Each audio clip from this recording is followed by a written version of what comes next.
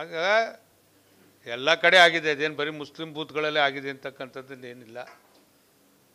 ನಾವು ಎಲ್ಲ ಕಡೆ ಭಾಳ ಚೆನ್ನಾಗಿ ಜನ ಆಶೀರ್ವಾದ ಮಾಡ್ತಾರೆ ಅಂತಕ್ಕಂಥ ನಿರೀಕ್ಷೆಯಲ್ಲೇ ನಾವು ಕೆಲಸ ಮಾಡಿದ್ವಿ. ಆದರೆ ಈ ಎಲೆಕ್ಷನ್ ಮುಖ್ಯಸ್ಥರು ಯಾರಿದ್ದಾರೋ ಇವರೇನು ಕಣ್ಣು ಮುಚ್ಕೊಂಡು ಕೂತವ್ರೋ ಏನೋ ಗೊತ್ತಿಲ್ಲ. 3 ಉಪಚುನಾವಣೆ ನಡೆಯುವಂಥ ಕ್ಷೇತ್ರಗಳಿಗೆ, ತಾಲೂಕುಗಳಿಗೆ ಹಿಂದಿನ ದಿನ ಅಕೌಂಟ್ಗೆ ಹೆಣ್ಮಕ್ಳು ಕೊಡೋ ದುಡ್ಡನ್ನು ಕಳಿಸ್ತಾರೆ ಅಂದರೆ ಏನು ಇವರೆಲ್ಲ ಏನು ಮಾಡ್ತಾರೆ ಅನ್ನೋದು ನಮ್ಗೆ ಅರ್ಥ ಆಗ್ತಾ ಇಲ್ಲ. ಇದೊಂದೇ ಇಶ್ಯೂನಲ್ಲಿ ನಾವು ಸೋತಿರುವಂಥದ್ದು. ಇದಕ್ಕೆ ಚುನಾವಣಾ ಮುಖ್ಯಸ್ಥರು ಮಧ್ಯಪ್ರವೇಶ ಮಾಡಬೇಕು, ಇದು ಸರಿಯಾದಂಥ ಶಿಸ್ತು ಕ್ರಮ ತಗೋಬೇಕು ಅಂತೇಳಿ ಅವ್ರನ್ನ ನಾವು ಒತ್ತಾಯ ಮಾಡ್ತೀವಿ. ಕೊಟ್ಟಿದ್ದೀವಿ, ಸ್ಟೇಟ್ ಲೆವೆಲಲ್ಲಿ ಅದನ್ನು ಪ್ಲೆಡ್ಜ್ ಮಾಡಿಸ್ತಾ ಇದ್ವಿ. ಬಾ ಮಂಜಣ್ಣ, ಹೇ ಮಂಜಣ್ಣ.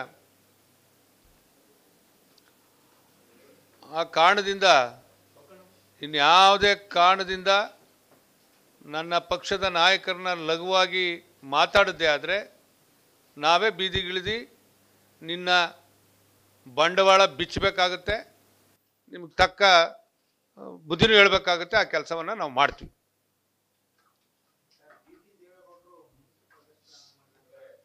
ಈಗ ಪಕ್ಷ ಅಂದಮೇಲೆ ಇರುತ್ತೆ, ಕೆಲವು ಸಣ್ಣ ಪುಟ್ಟ ವ್ಯತ್ಯಾಸಗಳಿದೆ.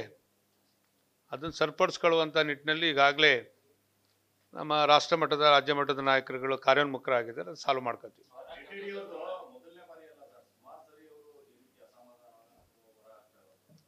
ಈಗ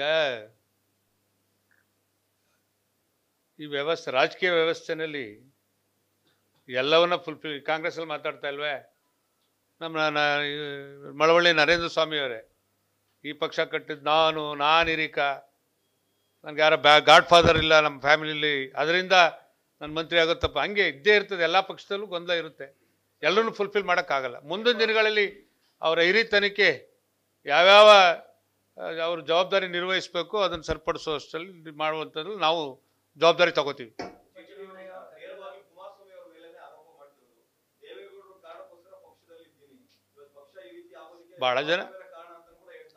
ಭಾಳ ಜನ ದೇವೇಗೌಡರೇ.